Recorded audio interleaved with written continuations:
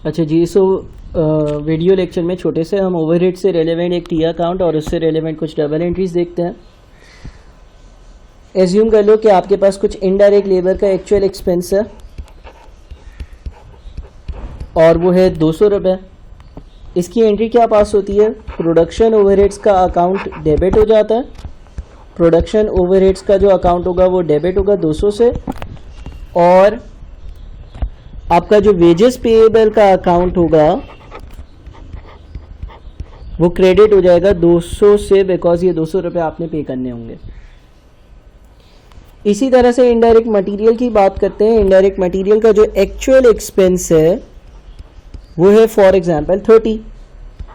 तो आप production overheads के अकाउंट को डेबिट करोगे 30 से, 30 का इनडायरेक्ट मटेरियल यूज हुआ, और जो रॉ मटेरियल का अकाउंट, जो मटेरियल का अकाउंट, जो स्टोर्स का अकाउंट होगा रिस्पेक्टिवली उसको क्रेडिट कर दोगे 30 से।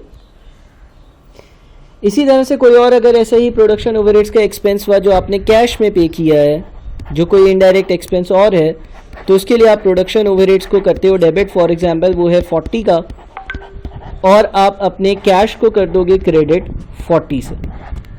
ठीक है। अच्छा, ये जितनी भी मैंने एंट्रीज पास करी हैं ये एक्चुअल एक्सपेंस की एंट्रीज हैं। ये एक्चुअल एक्सपेंस की एंट्रीज हैं। अब अगर मैं अपना प्रोडक्शन ओवरहेड्स का अकाउंट बनाऊं, ये मेरा प्रोडक्शन ओवरहेड्स का अकाउंट है। प्रोडक्शन ओवरहेड्स का जो अकाउंट है ना, इसमें मैं अगर पहली एंट्री रिकॉर्ड करूं तो 200 इधर रिकॉर्ड करूंगा वेजेस की वजह से। दूसरी एंट्री 30 इधर रिकॉर्ड करूंगा मटेरियल की वजह से। तीसरी एंट्री 40 यहां रिकॉर्ड करूंगा कैश की वजह से। इसका मतलब ये हो गया कि मेरा जो प्रोडक्शन ओवरहेड्स का अकाउंट होता है उसकी ये जो डेबिट साइड होती है, यहां पर सारे एक्चुअल एक्सपेंसेस होते हैं।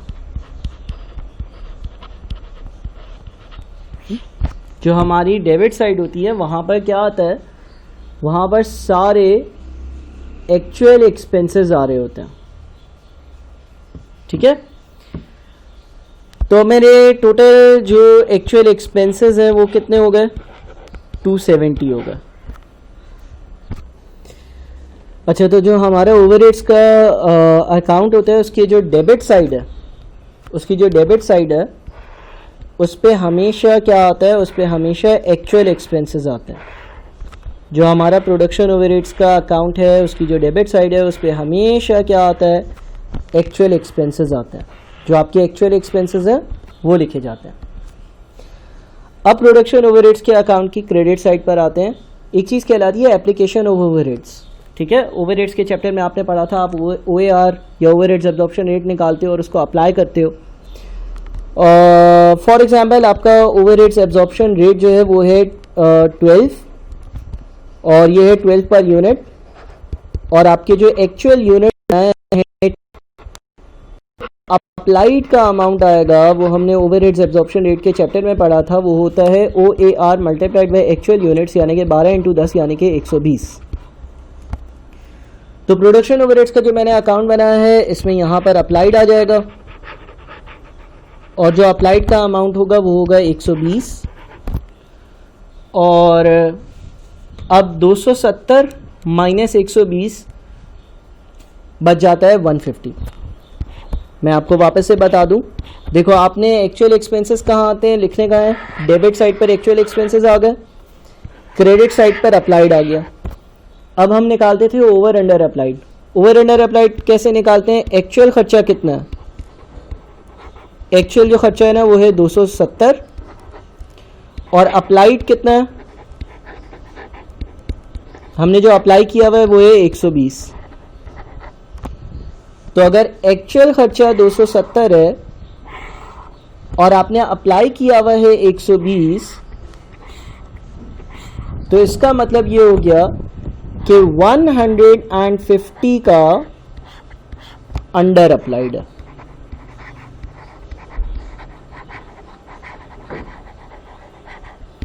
और अंडर अप्लाइड यहाँ पर आ जाता है 150 अंडर अप्लाइड, ठीक है। अच्छा, अंडर अप्लाइड की डबल एंट्री क्या पास होती है ये भी कर दें, और अप्लाइड की एंट्री क्या पास होती है ये भी कर दें। अगर हम जो हमारे अप्लाइड ओवरहेड्स होते हैं उसकी एंट्री पास होती है प्रोसेस अकाउंट डेबिट 120 और प्रोडक्शन ओवरहेड्स का अकाउंट क्रेडिट 120। यहां पर आप लिख दोगे प्रोसेस। और ये जो अंडर अप्लाइड है इसकी एंट्री क्या पास होती है? अंडर अप्लाइड के बारे में हमने पढ़ा था कि प्रॉफिट एंड लॉस अकाउंट में इसको एज एन एक्सपेंस बुक किया जाता है। तो अंडर अप्लाइड की जो एंट्री पास होगी वो होगी profit and loss account debit 150 और प्रोडक्शन ओवरहेड्स का अकाउंट क्रेडिट 150। और आप यहाँ पर P&L लिख दोगे या प्रॉफिट एंड लॉस अकाउंट लिख दोगे। और ये टोटल कैसा आएगा? ये कितना आएगा? 270 आएगा। कैसे? 120 और 150 दोनों को ऐड करते हैं तो कितना बनता है? 270 बनता है, ठीक है। अब ये एक तरह का प्रोडक्शन ओवरहेड्स का अकाउंट हो गया। ये कौन सी अमाउंट है ये भी हाईलाइट में कर दूं, ये आपकी अप्लाइड वाली अमाउंट है, ये आपकी अप्लाइड वाली अमाउंट है। अच्छा, let's move to the next case जिसमें हम कह देते हैं कि भाई हमारा जो प्रोडक्शन ओवरहेड्स का अकाउंट है यहाँ पे तो indirect material, indirect labour, cash, ये सारे एक्चुअल एक्सपेंसेस आते हैं। लेट्स से 50, 30, 20, ये कितने हैं एक्चुअल? तो एक्चुअल एक्सपेंसेस कितने हैं? 100। ओवरहेड्स के चैप्टर में आप फेमिलियर हो अंडर ओवर अप्लाइड कैसे निकालते हैं। फॉर एग्जांपल लेट्स से हमारा अप्लाइड जो है ना वो 130 है। इस केस में 30 का क्या है? ओवर अप्लाइड है। अब ये कैसे आता है? देखो ये सारे तो एक्चुअल एक्सपेंसेस आ गए, इसके ऊपर मैंने एंट्रीज बता दी। जो अप्लाइड है उसकी एंट्री कैसे पास होगी? प्रोसेस अकाउंट डेबिट 130 और ओवरहेड्स का जो अकाउंट है वो क्रेडिट हो जाएगा 130 से। यहाँ पर हमने लिख दिया प्रोसेस अकाउंट और यहाँ पे लिख दिया 130। इसके बाद अंडर ओवर अप्लाइड है, भाई ओवर अप्लाइड है 30 का।